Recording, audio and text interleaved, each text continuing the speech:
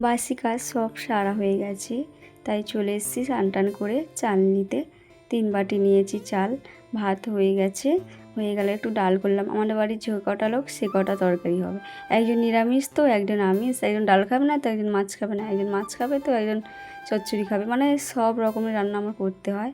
এদিকে আমার ডাল হচ্ছে, দেখো 7 বছর সংসার করে এটাই বুঝলাম যে যত কাজ করবে সবাই তত বেশি ভালোবাসবে। সব শাশুড়িদের চোখে দুনিয়াটা কেমন, জমিদার বংশে সে নিজেই, ভিখারি বংশে, গরিব ছোটলোক বংশে তার ছেলের বউ, সব থেকে সুন্দরী অন্যের ছেলের বউ, সব থেকে রূপবতী বান্ধবীর ছেলের বউ, সবচেয়ে লক্ষ্মী মেয়ে তার মেয়ে, সব থেকে কচি খোকা তার ছেলে, সব থেকে জঘন্য হচ্ছে তার ছেলের বউ।